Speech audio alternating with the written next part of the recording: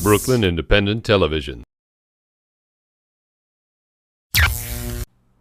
From the big C to COPD. That's chronic obstructive pulmonary disease, an umbrella term for a group of diseases that affect airflow to the lungs.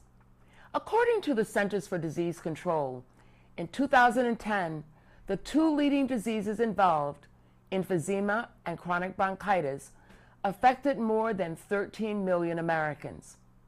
There's no cure for COPD, but there is treatment. Healthbeat Sherry Carabin went to a rehab facility in Park Slope to see it in action. Are you ready? Okay, let's press quick start. Started smoking in my early teens and gradually increased until I was up to 2.5 packs a day. Park Slope resident Thomas talks about the cigarette habit that likely led to his being diagnosed with chronic obstructive pulmonary disease, or COPD. Try and take nice big steps.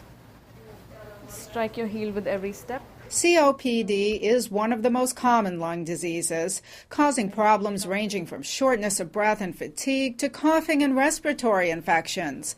There are two main forms, chronic bronchitis and emphysema. It's really an umbrella term, and also asthma is sometimes considered COPD. It's anything where you have obstruction to breathing out the air that's in your lungs. Dr. Jeremy Weingarten works in the Pulmonary and Critical Care Medicine Division at New York Methodist Hospital in Brooklyn. It usually occurs in older individuals. It's usually a disease of smoking, so as you smoke, you get accumulated damage to the airways in the lungs, and that results in what we find clinically, the chronic bronchitis or emphysema.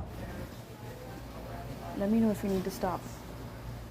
Thomas was diagnosed with emphysema in 2003. Probably about a year or so before it got to the point where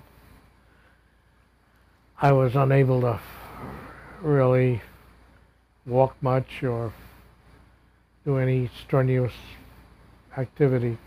How do you feel on the scale from 0 to 10? How short of breath are you?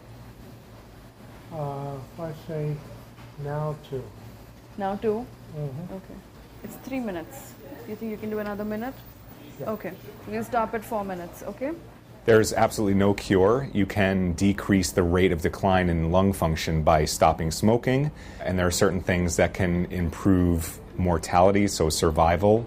Oxygen therapy is one of the only things that will improve survival, but other things that we can do for people, including the inhaler medications, can make people more functional and be able to do more things during the day. Thomas does use inhalers, but he's also on oxygen therapy 24 hours a day. Does the oxygen make you feel better? Yes. It allows me to be a lot more mobile. Let me also check your oxygen while you're doing this, okay? So stick your finger out. This past summer, Thomas began participating in the hospital's pulmonary rehabilitation program, which is run out of Metro Sports Med's facility at 263 7th Avenue. If there's no cure, then what is the point to rehabilitative therapy? The goal of rehabilitation is not to necessarily improve lung function. In fact, it can improve lung function, but to improve everything else about the individual. So muscle strength, the way the heart works, with the goal to decrease the sensation of shortness of breath and to improve functional capacity. So being able to walk more blocks on the street is very important for somebody with COPD. How are you feeling? Okay? Okay. All right, let's take this off. What I mainly do is aerobic fitness training, which includes walking on the treadmill, for example, or using a stationary bike, an arm ergometer.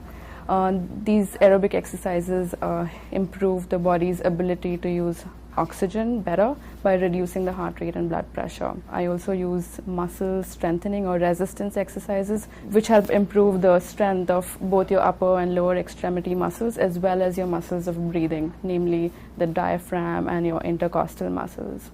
Breathe out.